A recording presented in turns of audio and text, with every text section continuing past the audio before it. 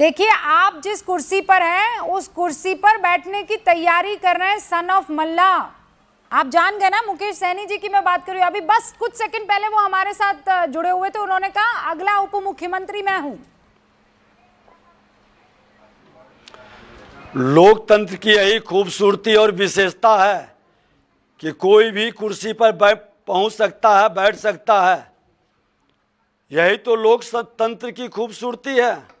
हाँ, नहीं तो फिर आप वो तब हो पाएगा ना जब आप कुर्सी छोड़ेंगे। वो तो जनता मालिक है, निर्णय जनता करेगी। पहली बार ऐसा है कि 2 फेजेस में चुनाव होने वाला है। और देखिए, सैनी साहब हमारे साथ यहाँ बैठे भी हैं।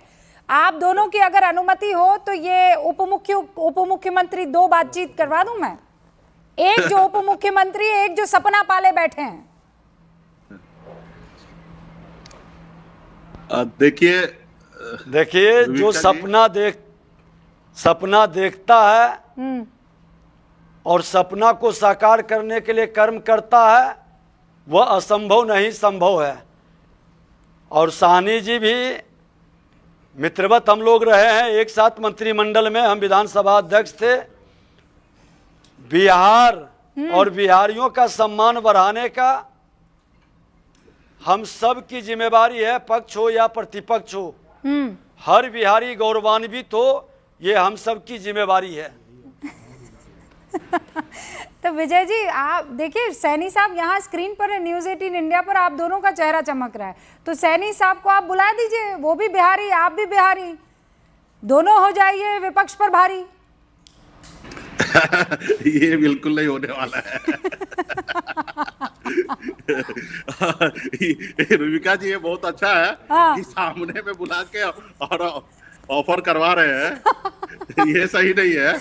नहीं, मैं तो बस भाई चूंकि बातचीत हो रही थी तो मैंने कहा उप मुख्यमंत्री वो, और सिन्हा साहब कह रहे हैं कि नहीं सबको हक है, कोई भी इस कुर्सी पर बैठ सकता है। तो फिर ऐसे में ऑप्शन क्या बनता है? ऑप्शन तो यही होता है। वो कह रहे कुर्सी छोड़ूंगा नहीं। एक अति पिछड़ा का बेटा बहुत साल हो चुका है बिहार में, उप मुख्यमंत्री अगर बन रहे तो आप लोग का भी सहयोग मिले।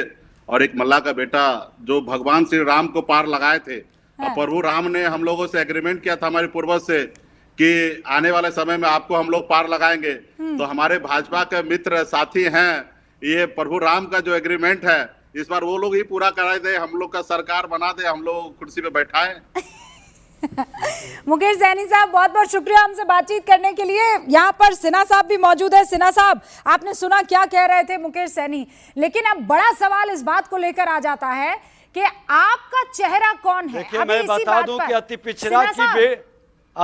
पिछड़ा की बेटी रेणु देवी पहले से उप मुख्यमंत्री बन चुकी हैं। हाँ, और हम लोग भारतीय जनता पार्टी में सबका सपना साकार होता है, वहां तो फिक्स है। वो परिवारवाद का जो युवराज हैं जंगल राज के, उनका कुर्सी फिक्स है। उस कुर्सी पर कोई सपना देख भी नहीं सकता। अच्छा सिन्हा साहब, एक चीज और बता दीजिए, आपके मुख्यमंत्री की कुर्सी पर नीतीश बाबू का नाम फिक्स है? मेरा सक्षम नेतृत्व निर्णय ले चुके हैं और उसमें कहीं कोई इफबट नहीं है। हाँ, क्योंकि अभी बेलारी जी यहाँ पर हमारे साथ पत्रकार एक बैठे हुए हैं, उन्होंने कहा कि नहीं अभी तक कोई डिसीजन नहीं लिया गया है, नेतृत्व में चुनाव लड़ेंगे लेकिन नाम मुख्यमंत्री का नीतीश बाबू होंगे, कोई इस पर गारंटी नहीं है।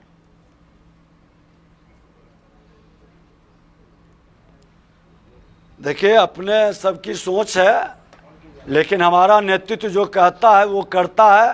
पहले भी हम लोग संख्या बल में बहुत ज़्यादा थे, लेकिन नेतृत्व का जो निर्णय हुआ और हमारा सामूहिक नेतृत्व जब निर्णय लेता है तो लोग स्वीकार नहीं करता, स्वागत करता है। अब एक आखिरी सवाल और उसके बाद मैं आपको शुक्रिया कर दूंगी सर। सवाल यह है कि सीट बंटवारे को लेकर आप लोगों में कुछ बातचीत बन पाई है कि नहीं बन पाई है? चिराग पासवान अलग मांग कर रहे हैं, मांझी जी अलग मांग कर रहे हैं। हमारे अनुभवी नेतृत्व और हमारे पांचों पार्टी के पंचामृत के भाव से काम करने वाले, सेवा के भाव से लगे हुए लोग के बीच में सारे निर्णय हो चुके हैं। इफ बट कहीं नहीं है, क्योंकि जो सबका साथ सबका विकास का संकल्प साकार करना है, हाँ। तो फिर उसमें जगह कहाँ है इफ बट का? इफ और बट की कोई जगह नहीं है, ये कह रहे हैं विजय सिन्हा साहब, जो कि डिप्टी सीएम है बिहार के। आज चुनावों की तारीखों का ऐलान हुआ। बहुत बहुत शुक्रिया विजय सिन्हा साहब हमारे साथ जुड़ने के लिए।